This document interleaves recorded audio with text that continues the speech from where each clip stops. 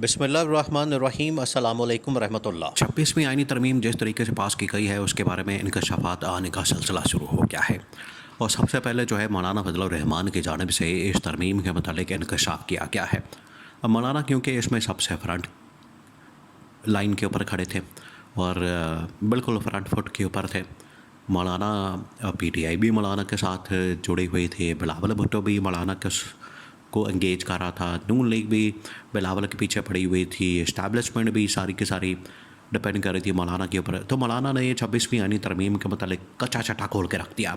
मौलाना ने बता दिया कि असल कहानी क्या थी, असल मामला क्या था, असल वाक़या क्या था और किस तरीके से ये सारी तरमीम पास की गई।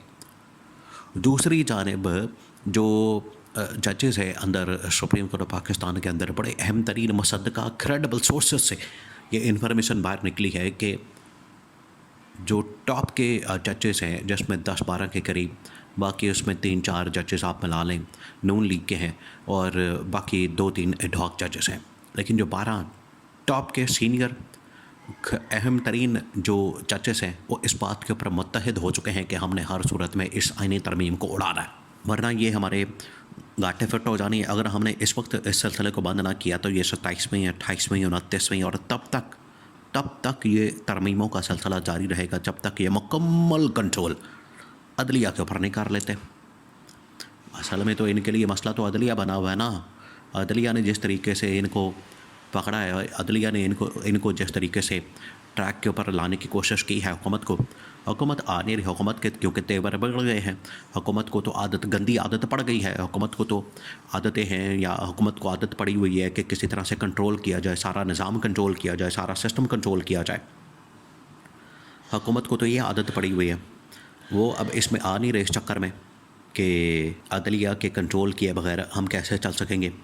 अदलिया को कंट्रोल करना बड़ा ज़रूरी है। तो उसके लिए 26वीं, 27वीं, 28वीं कोई भी तरमीम लानी पड़े हमने तो कर देनी है। हुकूमत ये सोच रही है, अदलिया को ये सब कुछ पता चल गया, अदलिया की नॉलेज में है। जब पाकिस्तान के बच्चों को पता है कि ये 26वीं के बाद 27वीं यानी तरमीम लानी है, तो अदलिया को क्या नहीं पता।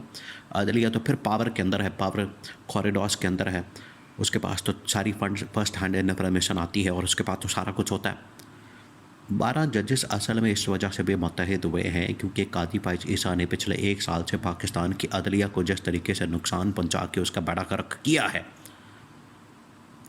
वो अब जजेस अपनी साख को बहाल कर रहे हैं, अदलिया के इदारे को बहाल कर रहे हैं।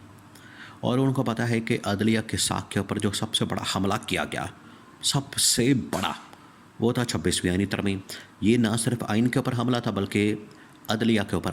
अच्छा, अब बहुत सारे लोग बात करते हैं कि वो जी पार्लियामेंट बड़ा सुप्रीम इदारा है, उसकी ये अथॉरिटी है, उसके पास ये राइट है, उसका ये हक़ है कि वो कानून साजी करे। तो बात ये है कि तरमीम या आइन साजी या कानून साजी उस वक्त तक हो सकती है, वहाँ हो सकती है जहाँ पर इंसान के बुनियादी हुकूक मुतासर ना हो, जहाँ पर आइन की रूह मुतासर ना हो, जहाँ पर इदारों के ऊपर हमला ना हो, जहाँ पर इदारों को कंट्रोल करने की बात ना हो, जहाँ पर इदारों के साथ लड़ाई झगड़ा ना हो, जहाँ पर इदारों को मुकम्मल तौर पर आपने अपनी जेब में ना करना हो।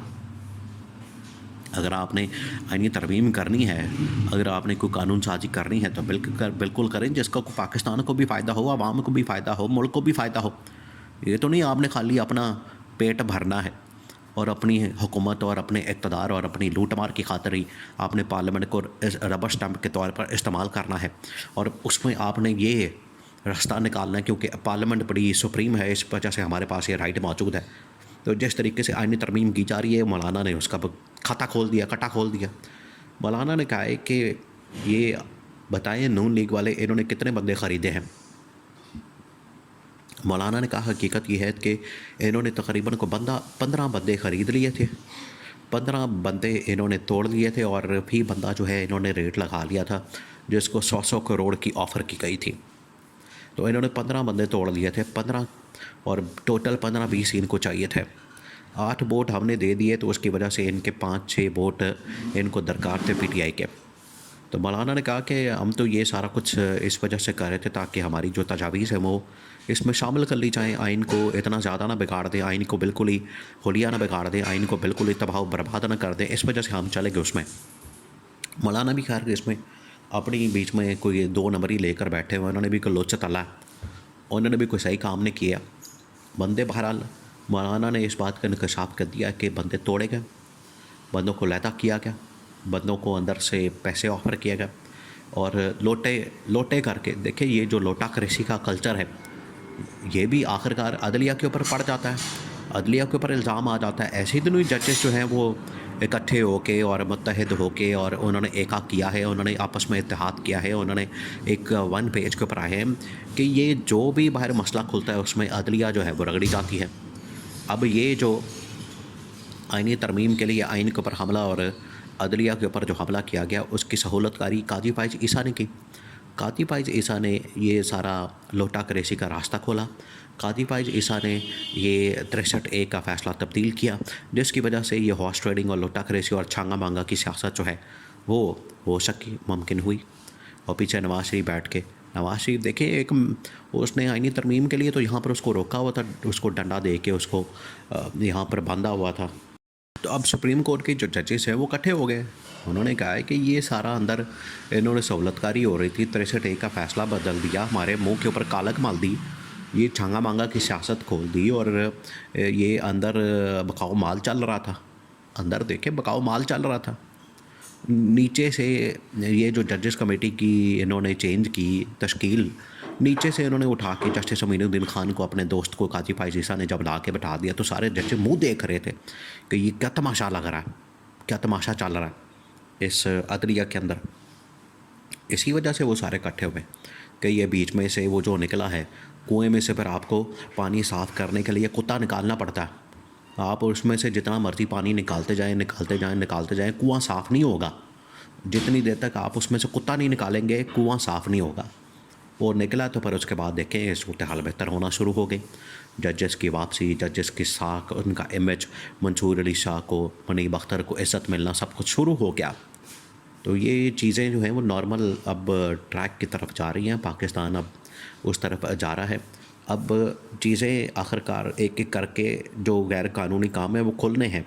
یہ جو تمام غیر آئینی اور غیر قانونی اقدامات کیے گئے پچھلے 1 سال کے اندر, یہ اب سارے کھلنے ہیں. اور اس میں سب سے بڑا جو غیر آئینی کام کیا گیا وہ کیا تھا؟ ایک تو الیکشن اور دوسرا یہ 26ویں آئینی ترمیم. یہ واپس ہونا, یہ ریورس ہونا, یہ پتھر پر لکیر ہے. اس میں کوئی دو رائے نہیں, اس میں کوئی شک نہیں, اس میں کوئی ڈاؤٹ نہیں. یہ واپس ہوگا تو ملک ٹریک کے اوپر چلے گا. ورنہ یہ جو قاضی فائز عیسیٰ تباہی اور بربادی پھیر کر گیا ہے وہ بہت سال لگ جانے ہیں. لیکن ججز نے فیصلہ کر لیا ہے کہ ہر صورت میں چیزوں کو ریورس کرنا ہے.